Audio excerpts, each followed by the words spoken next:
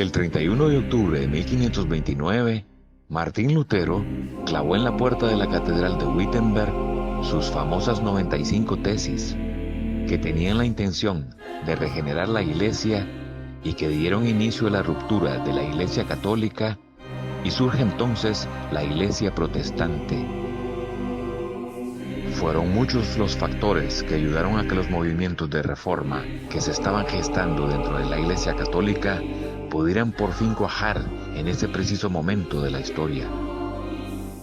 Entre ellos, el interesado apoyo por parte de los príncipes alemanes, deseosos de dejar de ser sangrados por parte de la Iglesia católica, obcecada en la construcción de la Basílica de San Pedro en el Vaticano. Como dijimos antes, hubo muchos factores que influyeron en el éxito del movimiento de la Reforma. Uno de los que verdaderamente marcaron una diferencia fue el invento que otro alemán había realizado unos cuantos años antes, alrededor de 1440 en la ciudad de Maguncia, a unos 480 kilómetros de Wittenberg. Johannes Gutenberg, orfebre alemán que había inventado unos años antes la imprenta de tipos móviles que iba a revolucionar el mundo de la edición de libros. Aunque Gutenberg murió en 1468, años antes de que Lutero empezara su particular cruzada contra los abusos de la Iglesia católica, su invento fue determinante para el éxito de esta misión. Lutero había viajado a Roma unos años antes y había visto con sus propios ojos los abusos de las indulgencias vendidas por los sacerdotes católicos a aquellos que las podían pagar, por medio de las cuales se aseguraban del perdón de sus pecados y de los de sus seres queridos ya fallecidos.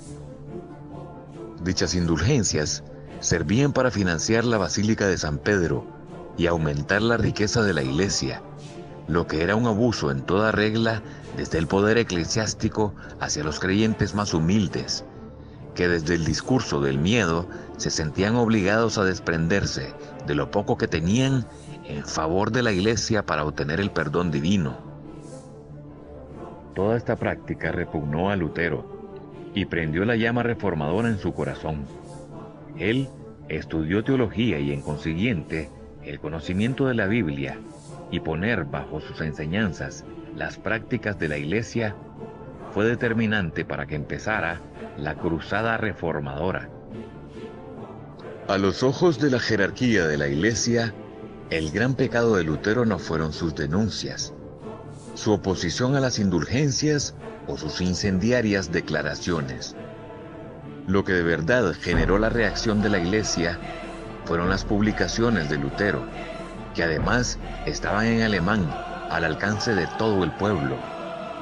La indignación de Lutero se plasmó en las famosas 95 tesis que clavó en la puerta de la Catedral de Wittenberg, en las que denunció todo lo que había visto y lo que él creía traicionaba todo aquello que significaba el cristianismo.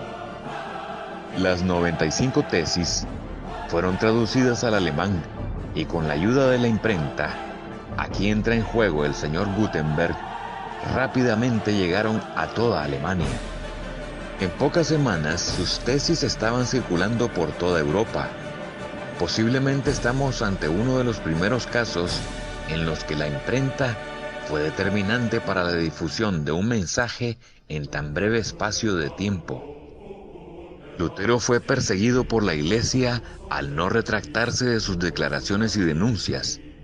Así que, protegido por Federico el Sabio, y después de la conocida Dieta de Worms del 22 de enero de 1521, se exilió en el castillo de Warburg, donde empezó a traducir la Biblia al alemán.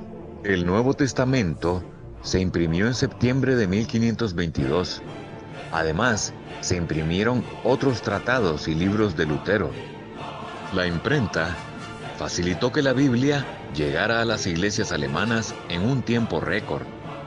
Muchos de los sacerdotes jamás la habían leído.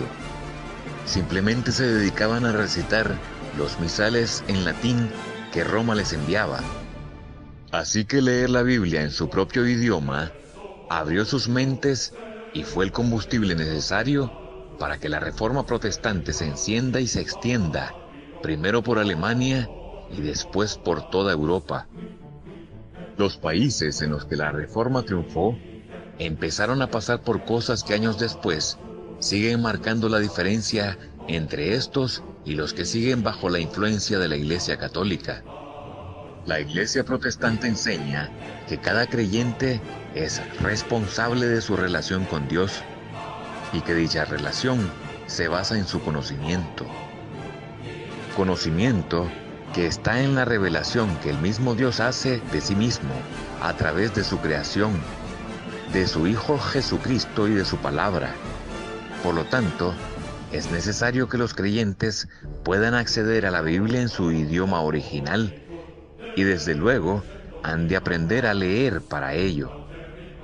En las iglesias protestantes se empezó a enseñar a leer a los creyentes y la lectura les dio acceso a la Biblia, pero también a otros muchos escritos que hicieron que crecieran como personas y como sociedad.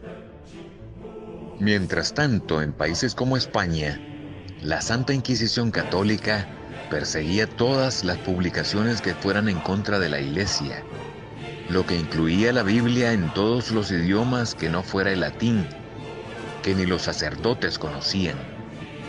Toda una declaración de intenciones que queda más que clara en la famosa Index Librorum Prohibitorum, el índice de libros prohibidos de la Iglesia Católica, promulgado por el Concilio de Trento en 1564 a petición del Papa Pío IV, y que tuvo su última edición en 1948 hasta que fue suprimido por Pablo VI en 1966, apenas hace 52 años.